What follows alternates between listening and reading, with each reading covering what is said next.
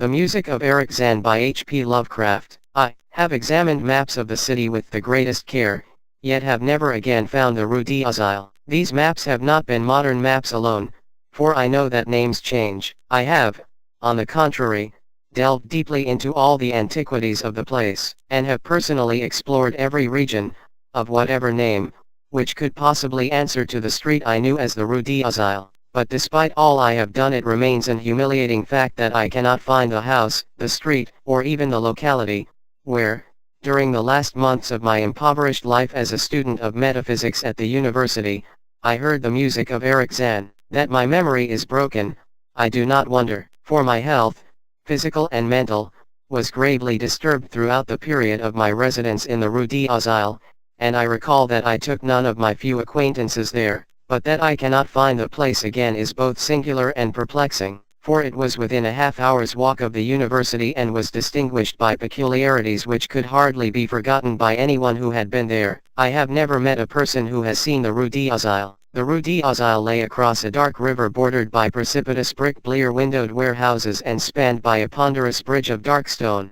It was always shadowy along that river, as if the smoke of neighboring factories shut out the sun perpetually. The river was also odorous with evil stenches which I have never smelled elsewhere, and which may someday help me to find it, since I should recognize them at once. Beyond the bridge were narrow cobbled streets with rails, and then came the ascent, at first gradual, but incredibly steep as the Rue d'Azil was reached. I have never seen another street as narrow and steep as the Rue d'Azil. It was almost a cliff, closed to all vehicles, consisting in several places of flights of steps, and ending at the top in a lofty ivied wall. Its paving was irregular, sometimes stone slabs, sometimes cobblestones, and sometimes bare earth with struggling greenish-gray vegetation. The houses were tall, peaked-roofed, incredibly old, and crazily leaning backward, forward, and sidewise. Occasionally an opposite pair, both leaning forward, almost met across the street like an arch, and certainly they kept most of the light from the ground below. There were a few overhead bridges from house to house across the street. The inhabitants of that street impressed me peculiarly. At first I thought it was because they were all silent and reticent,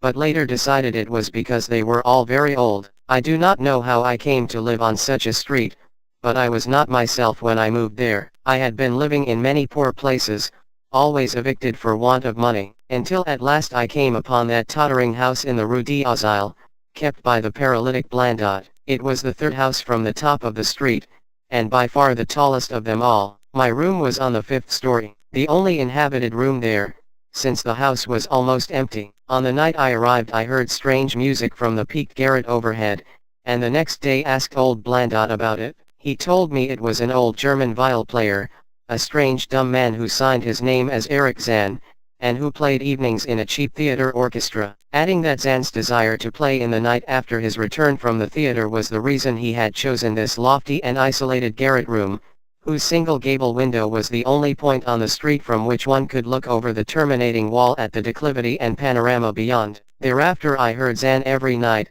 and although he kept me awake, I was haunted by the weirdness of his music. Knowing little of the art myself, I was yet certain that none of his harmonies had any relation to music I had heard before, and concluded that he was a composer of highly original genius. The longer I listened, the more I was fascinated, until after a week I resolved to make the old man's acquaintance. One night, as he was returning from his work, I intercepted Zann in the hallway and told him that I would like to know him and be with him when he played. He was a small, lean, bent person, with shabby clothes, blue eyes, grotesque, satyr-like face, and nearly bald head, and at my first words seemed both angered and frightened. My obvious friendliness, however, finally melted him, and he grudgingly motioned to me to follow him up the dark, creaking, and rickety attic stairs. His room, one of only two in the steeply pitched garret, was on the west side, toward the high wall that formed the upper end of the street. Its size was very great,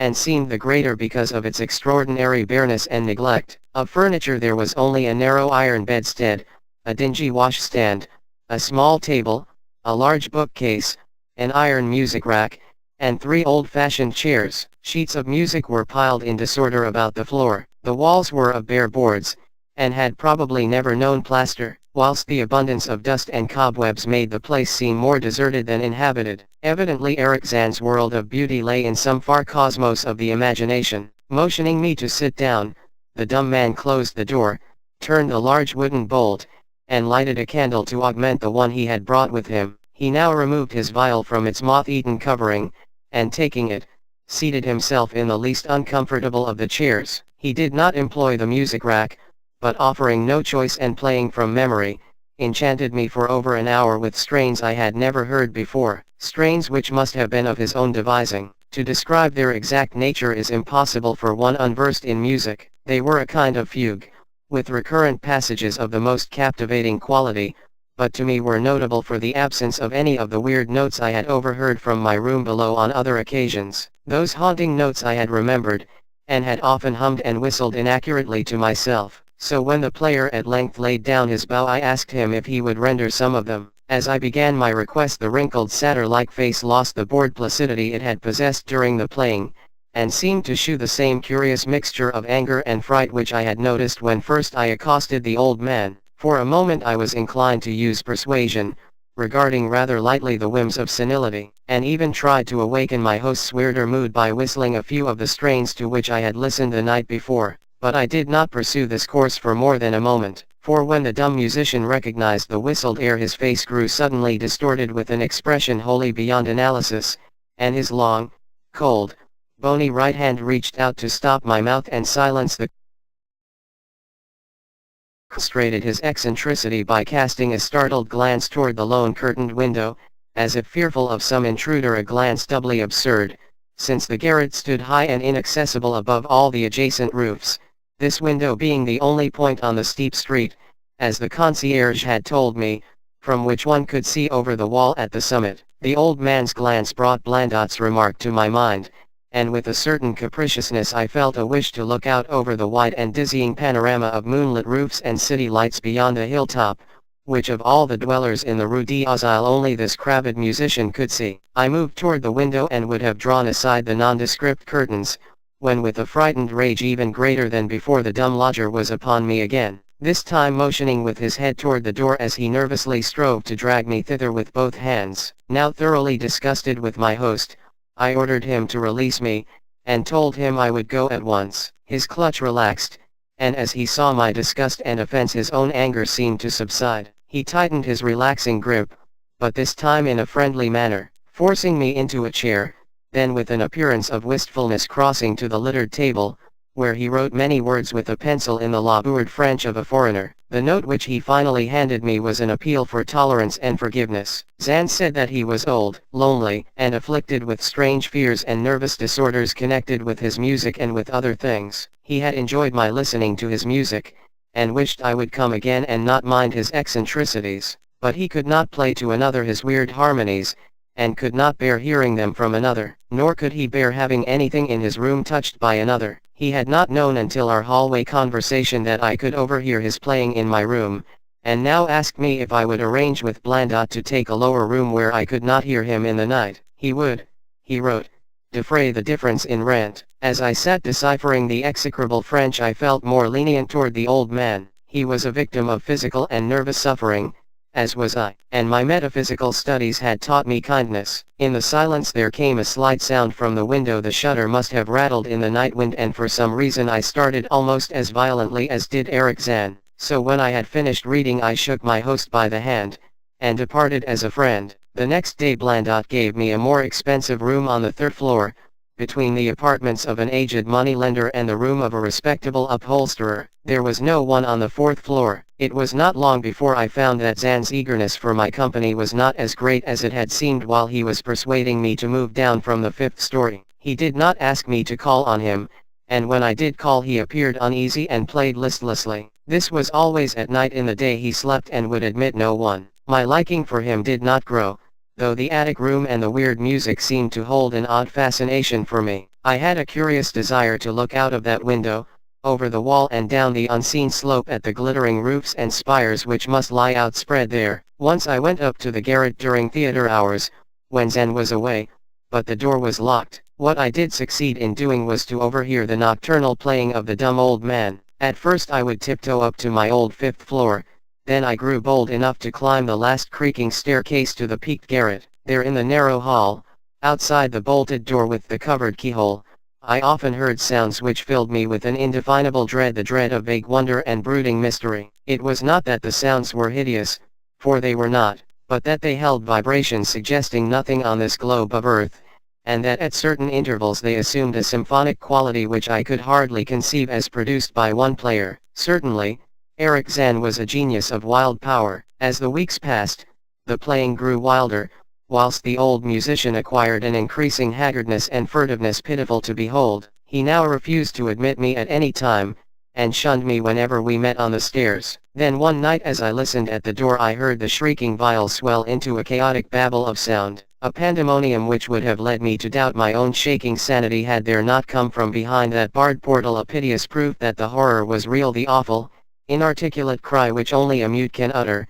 and which rises only in moments of the most terrible fear or anguish. I knocked repeatedly at the door, but received no response. Afterward I waited in the black hallway, shivering with cold and fear, till I heard the poor musician's feeble effort to rise from the floor by the aid of a chair. Believing him just conscious after a fainting fit, I renewed my rapping, at the same time calling out my name reassuringly. I heard Zann stumble to the window and close both shutter and sash, then stumble to the door, which he falteringly unfastened to admit me. This time his delight at having me present was real, for his distorted face gleamed with relief while he clutched at my coat as a child clutches at its mother's skirts. Shaking pathetically, the old man forced me into a chair whilst he sank into another, beside which his viol and bow lay carelessly on the floor. He sat for some time inactive, nodding oddly, but having a paradoxical suggestion of intense and frightened listening. Subsequently he seemed to be satisfied, and crossing to a chair by the table wrote a brief note, handed it to me, and returned to the table, where he began to write rapidly and incessantly. The note implored me in the name of mercy, and for the sake of my own curiosity, to wait where I was while he prepared a full account in German of all the marvels and terrors which beset him. I waited, and the dumb man's pencil flew. It was perhaps an hour later, while I still waited and while the old musician's feverishly written sheets still continued to pile up, that I saw Zann start as from the hint of a horrible shock. Unmistakably he was looking at the curtained window and listening shudderingly. Then I half fancied I heard a sound myself, though it was not a horrible sound, but rather an exquisitely low and infinitely distant musical note, suggesting a player in one of the neighboring houses, or in some abode beyond the lofty wall over which I had never been able to look. Upon Zann the effect was terrible, for dropping his pencil suddenly he rose, seized his viol, and commenced to rend the night with the wildest playing I had ever heard from his bow save when listening at the barred door. It would be useless to describe the playing of Erich Zann on that dreadful night. It was more horrible than anything I had ever overheard, because I could now see the expression of his face, and could realize that this time the motive was stark fear. He was trying to make a noise, to ward something off or drown something out. What? I could not imagine, awesome though I felt it must be. The playing grew fantastic, delirious, and hysterical, yet kept to the last the qualities of supreme genius which I knew this strange old man possessed. I recognized the air. It was a wild Hungarian dance popular in the theaters, and I reflected for a moment that this was the first time I had ever heard Zann play the work of another composer. Louder and louder, wilder and wilder, mounted the shrieking and whining of that desperate viol. The player was dripping with an uncanny perspiration and twisted like a monkey, always looking frantically at the curtained window. In his frenzied strains I could almost see shadowy satyrs and bacchanals dancing and whirling insanely through seething abysses of clouds and smoke and lightning. And then I thought I heard a shriller, steadier note that was not from the viol, a calm, deliberate, purposeful, mocking note from far away in the west. At this juncture the shutter began to rattle in a howling night wind which had sprung up outside as if in answer to the mad playing within. Zann's screaming viol now outdid itself, emitting sounds I had never thought a viol could emit. The shutter rattled more loudly, unfastened, and commenced slamming against the window. Then the glass broke shiveringly under the persistent impacts, and the chill wind rushed in, making the candles sputter and rustling the sheets of paper on the table where Zann had begun to write out his horrible secret. I looked at Zann, and saw that he was past conscious observation. His blue eyes were bulging, glassy, and sightless, and the frantic playing had become a blind, mechanical, unrecognizable orgy that no pen could even suggest. A sudden gust, stronger than the others, caught up the manuscript and bore it toward the window. I followed the flying sheets in desperation, but they were gone before I reached the demolished panes. Then I remembered my old wish to gaze from this window, the only window in the Rue d'Azil from which one might see the slope beyond the wall, and the city outspread beneath. It was very dark, but the city's lights always burned, and I expected to see them there amidst the rain and wind. Yet when I looked from that highest of all gable windows, looked while the candles sputtered and the insane viol howled with the night wind, I saw no city spread below, and no friendly lights gleaming from remembered streets, but only the blackness of space, illimitable, unimagined space alive with motion and music, and having no semblance to anything on earth. And as I stood there looking in terror, the wind blew out both the candles in that ancient peaked garret, leaving me in savage and impenetrable darkness with chaos and pandemonium before me, and the demon madness of that night baying viol behind me. I staggered back in the dark, without the means of striking a light, crashing against the table, overturning a chair, and finally groping my way to the place where the blackness screamed with shocking music. To save myself and Erich Zann I could at least try, whatever the powers opposed to me. Once I thought some chill thing brushed me, and I screamed, but my scream could not be heard above that hideous viol. Suddenly out of the blackness the madly sawing bow struck me, and I knew I was close to the player. I felt ahead, touched the back of Zann's chair, and then found and shook his shoulder in an effort to bring him to his senses. He did not respond, and still the viol shrieked on without slackening. I moved my hand to his head, whose mechanical nodding I was able to stop, and shouted in his ear that we must both flee from the unknown things of the night. But he neither answered me nor abated the frenzy of his unutterable music, while all through the garret strange currents of wind seemed to dance in the darkness and babble. When my hand touched his ear I shuddered, though I knew not why till I felt of the still face, the ice-cold, stiffened, unbreathing face whose glassy eyes bulged uselessly into the void. And then, by some miracle finding the door and the large wooden bolt, I plunged wildly away from that glassy-eyed thing in the dark, and from the ghoulish howling of that accursed viol whose fury increased even as I plunged, leaping, floating, flying down those endless stairs through the dark house, racing mindlessly out into the narrow, steep, and ancient street of steps and tottering houses, clattering down steps and over cobbles to the lower streets and the putrid canyon-walled river,